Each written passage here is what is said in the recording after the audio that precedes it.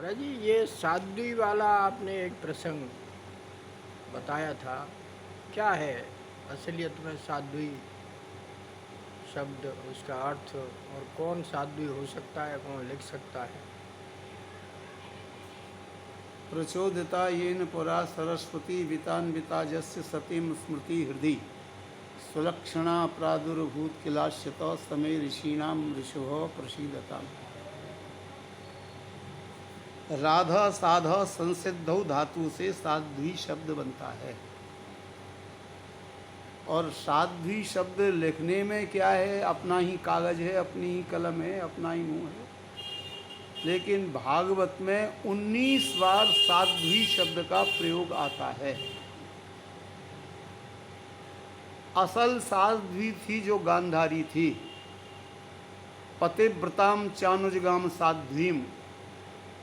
साध्वी उसको कहते हैं कि जिसने सूर्य और चंद्रमा को न देखा हो कभी अपने पति के मुख के अतिरिक्त। साध्वी एक ऐसी शक्ति है कि जिस साध्वी के नाम से यमराज भयभीत हो जाते हैं, शंकर छिप जाते हैं, इंद्र डर जाते हैं। ये बड़े बड़े काजल और बड़े बड़े तिलक और रूपवान सौंदर्यमय चेहरा, इससे के कोई साध्वी शब्द थोड़ी बनता है। ये तो संत और ब्रह्मचारियों को बगलाने वाली बात है, साध्वी शब्द लिखना, अपने आप को बनाना।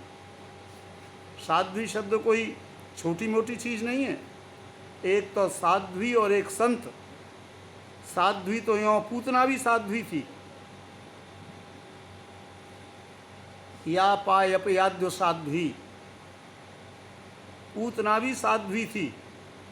वो पूतना इसलिए साध्वी थी, चाहे वो कैसी भी दुष्ट हृदया थी, लेकिन उन्होंने जगत नियंता श्री कृष्ण को अपनी गोदी में लिया था, अपनी गोदी में पैपान किया था, यशोदा का सुख दिया था। उसके मन में कुछ तो परिवर्तन हुआ, इसलिए श्री व्यास जी महाराज ने पूतना को भी साध्वी कह दिया। तो ये जितनी भी साध्वी हैं सब पूतनात्मक साध्वी हैं। और ये जो संत हैं, वो संतों का क्या है, भागवत का ईशानु कथा नवम स्कंद देख लीजिए, संत किसको कहते हैं।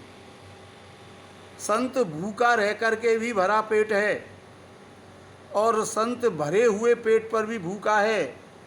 संत को न कोई गर्मी है, न संत को कोई सर्दी है, न कोई संत का सम्मान है, न संत का कोई अपमान है, न संत किसी को जानता है। संत केवल एक ब्रह्म को जानता है।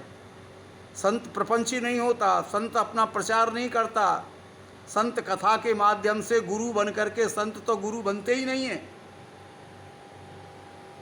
साध्वी वाला ही आगे बढ़ो। और बात ये जो साध्वी की है, साध्वी एक बहुत अत्यंत पवित्र आत्मा है।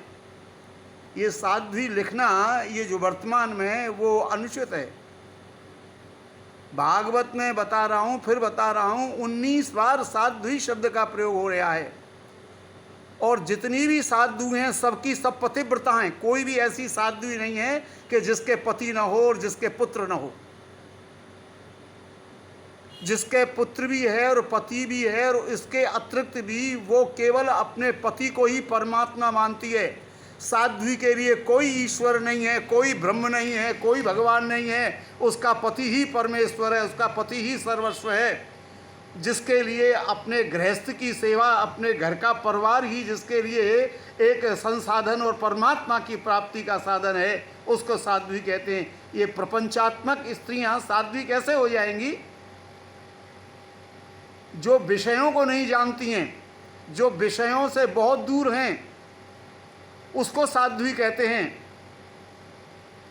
पतिव्रता होते हुए भी, पति पुत्र का पालन करते हुए भी, जिसने अपने जीवन में केवल उन्हीं में कृष्ण और राम का दर्शन किया है, उसी में शंकर दिया देखा है, उसी में सूर्य देखा है, और उसी में उन्होंने चंद्रमा देखा है, उसको साध्वी कहते हैं। जय जय श्री हरि।